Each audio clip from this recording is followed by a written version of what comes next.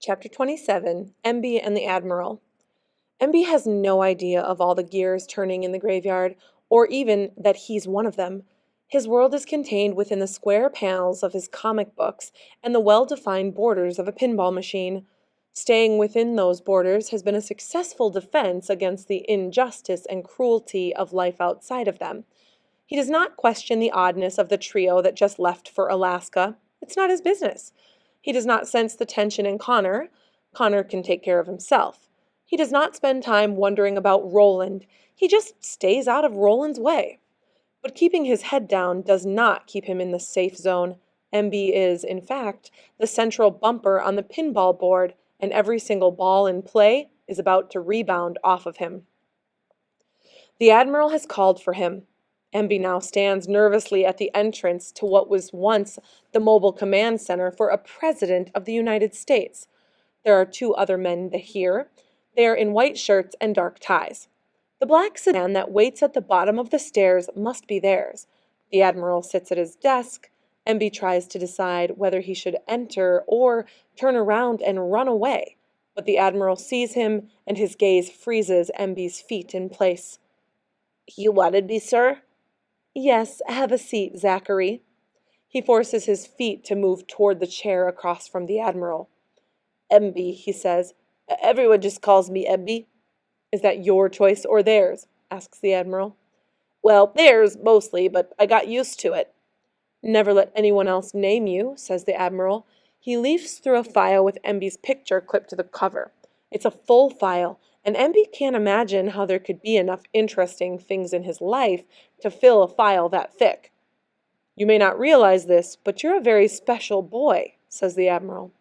Emby can only look down at his shoelaces, which are, as always, moments away from coming untied. "Is that why I'm here, sir? Because I'm special?" "Yes, Zachary, and because of it, you're going to be leaving us today." Emby looks up. "What?" "There's someone who wants to meet you. In fact, it's someone who has been looking for you for a very long time." "Really?" "These men will take you there." "Who is it?" Emby has a long-standing fantasy that one of his parents is actually still alive. If not his mother, then his father. He has always dreamed that his father was actually a spy, that his death all those years ago was just the official story, and he's been off in the untamed corners of the world fighting evil, like a real-life comic book hero. "It's no one you know," says the Admiral, dashing Emby's hopes. "She's a good woman, though. Actually, she's my ex-wife." I don't understand." "It will be clear to you soon enough. Don't worry." Which, to Emby, is an open invitation to worry, without end.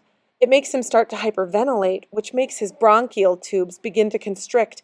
He starts to wheeze. The Admiral looks at him with concern. "Are you all right?" "Asthma," Emby says between wheezes. He pulls out an inhaler from his pocket and takes a puff. "Yes," says the Admiral. "My son had asthma. He responded very well to Zolair." He looks at one of the men behind Emby. "Please make sure you get some Zolair for that lung." "Yes, Admiral Dunphy." It takes a moment for this to bounce around on the pegs and pins in Emby's mind before hitting his mental flippers. "Dunphy? Your last name is Dunphy?" "We have no last names in the graveyard," says the Admiral. Then he stands and grabs Emby's hand, shaking it. "Goodbye, Zachary. When you see my ex-wife, give her my regards." Emby can only squeak a wordless response as the men take him by the arms and lead him out and down toward the waiting sedan. Once the boy is gone, Admiral Dunphy leans back in his chair. With all the things threatening his domain, here's one thing he can be pleased with. He allows himself a brief moment of satisfaction, glancing over at the smiling picture of his son Harlan, better known as Humphrey in modern folklore, but those who loved him know his real name. Yes, the Admiral is redeeming himself and setting things right bit by bit by bit.